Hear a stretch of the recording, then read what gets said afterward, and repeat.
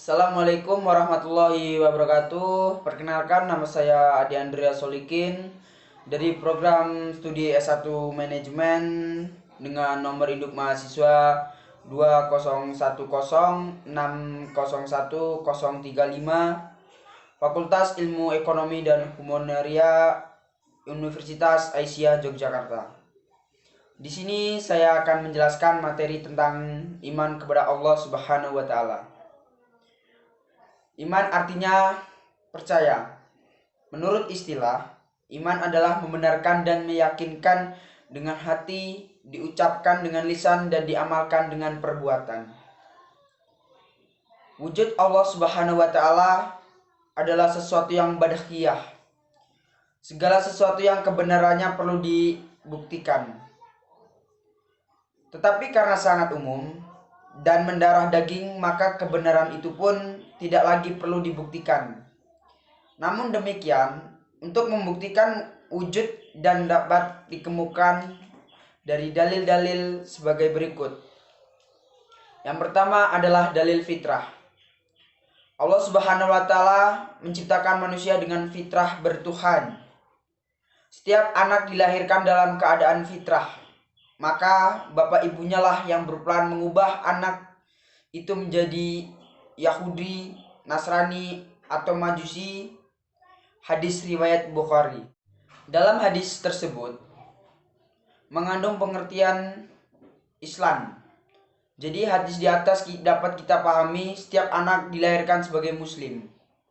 Sebagaimana dalam firman Allah dalam Quran surat Yunus ayat 112 yang artinya, dan apabila manusia ditimpa bahaya, dia berdoa kepada kami dalam keadaan berbaring, duduk atau berdiri, tetapi setelah kami hilangkan bahaya itu daripadanya, dia kembali melalui jalan yang sesat, seolah-olah dia tidak pernah berdoa kepada kami untuk menghilangkan bahaya yang telah menimpa.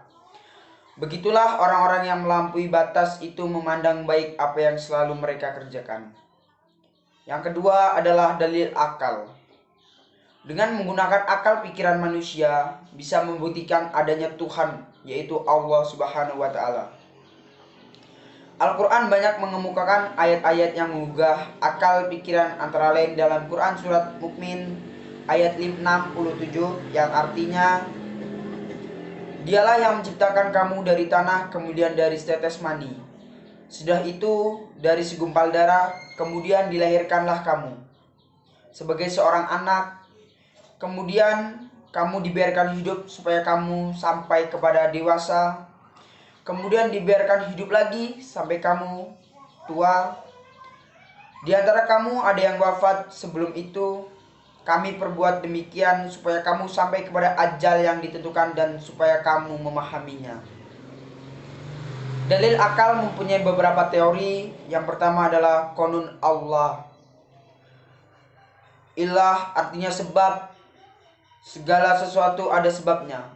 Setiap ada perbuatan tentu ada yang menjadi sebab terjadinya perubahan itu.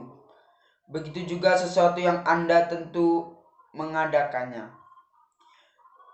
Selanjutnya adalah konun al-wujud. Wujud artinya wajib. Selanjutnya adalah kunun al-kudus. Kudus artinya baru. Selanjutnya adalah kanun an-nizam yang berarti teratur atau aturan. Yang ketiga adalah dalil nakli. Sekalipun secara fitrah dan akal manusia bisa mengakui adanya Tuhan, namun manusia tetap memerlukan bukti dalil nakli untuk membimbing manusia mengenal Tuhan yang sebenarnya dengan segala asma dan sifatnya, sebab fitrah dan akal tidak mampu menjelaskan siapa Tuhan sebenarnya itu. Allah Subhanahu wa taala adalah al-awal, artinya tidak permulaan bagi wujudnya. Dia juga al-akhir, artinya tidak ada akhir dari wujudnya. Dalam Quran surat Al-Hadid ayat 3 yang artinya, dialah yang awal dan yang akhir, yang zahir dan yang batin, dan dia maha mengetahui segala sesuatu. Tauhidullah Subhanahu wa ta'ala. Secara sederhana, tauhid dapat dibagi dalam 3 tingkatan atau tahapan, yaitu tauhid rububiyah, mengimani Allah sebagai satu-satunya Rabb. Yang kedua adalah tauhid mulkiyah, mengimani Allah sebagai satu-satunya Malik. Yang ketiga adalah tauhid ilahiyah, mengimani Allah sebagai satu-satunya ilah. Selanjutnya adalah tauhid rububiyah. Secara etimologis, kata Rob mempunyai arti mencipta, memberi rezeki, memelihara, mengelola, dan memiliki. Dalam Quran surat Al-Baqarah ayat 21 yang artinya, hai manusia, sembahlah Tuhanmu yang telah menciptakanmu dan orang-orang yang sebelumnya agar kamu bertakwa. Tauhid mulkiyah. Kata Malik berarti raja, dan Malik yang berarti memiliki berakar dari kata yang sama, yaitu malaka. Keduanya memang memiliki referensi makna yang kuat dalam Quran surat Al-Baqarah ayat 107 yang artinya, tidaklah kamu mengetahui bahwa kerajaan langit dan bumi adalah kepunyaan Allah, dan tiada bagimu selain Allah seorang pelindung maupun seorang penolong. Makna la ilaha illallah. Ikrar la ilallah bersifat komprehensif, mencakup pengertian la khalaq illallah, la razika illah, la hafiza illallah, la mudabbira illallah, la malika illallah, la waliya illallah, la hakima illallah, la hayata illallah. Selanjutnya adalah hakikat dan dampak dua kalimat syahadat. Ikrar la ilaha illallah tidak akan dapat diwujudkan secara benar tanpa mengikuti petunjuk yang disampaikan oleh Rasulullah Shallallahu Alaihi Wasallam. Dua ikrar ini yang disebut dengan syahadatain.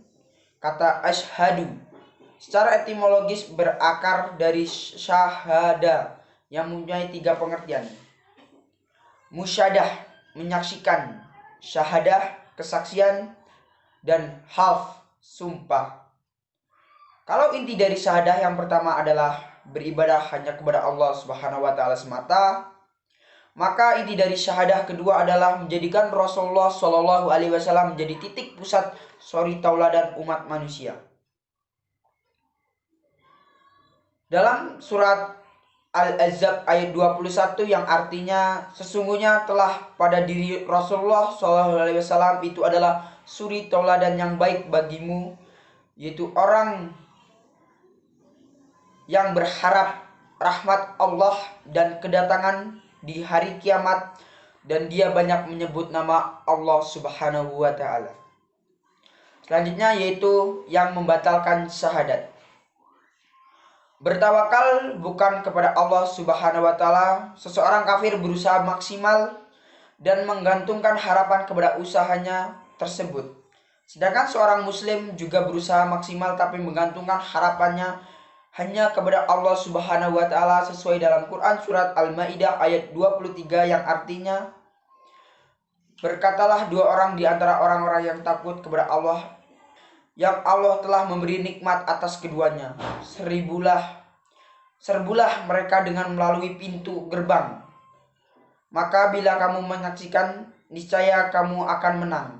Dan hanya kepada Allah hendaklah kamu bertawakal, jika kamu benar-benar orang yang beriman.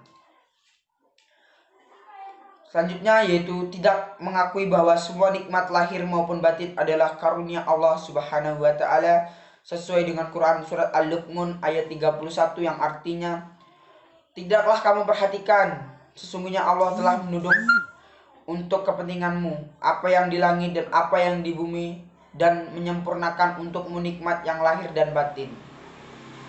Dan di antara manusia ada yang berbantah tentang kekuasaan Allah tanpa ilmu pengetahuan atau petunjuk dan kitab yang memberi penerangan.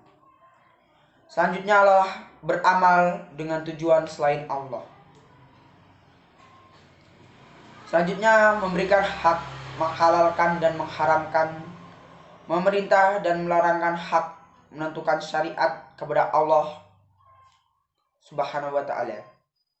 Kelima, taat secara mutlak kepada selain Allah dan Rasulullah sesuai dengan Quran surat Asy-Syura ayat 151 sampai 152. Selanjutnya yaitu tidak menegakkan hukum Allah Subhanahu wa taala sesuai dengan Quran surat Al-Maidah ayat 44. Dari uraian tersebut itu adalah contoh-contoh yang membatalkan syahadat. Iman kepada Allah Subhanahu wa taala sangatlah berpengaruh terhadap kehidupan seseorang muslim. Kita senantiasa percaya dengan adanya Tuhan, seakan-akan dalam kehidupan di dunia kita selalu dimata-matai, kita selalu dipantau.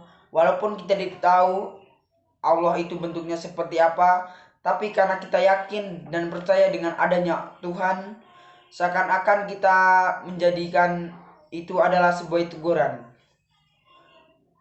Iman berpengaruh terhadap kehidupan kita seseorang muslim. Yang pertama, membuat seorang menegakkan syariat. Yang kedua, menghindari syirik. Syirik itu dosa yang tidak diampuni oleh Subhanahu wa taala. Syirik berarti menyekutukan Allah Subhanahu wa taala.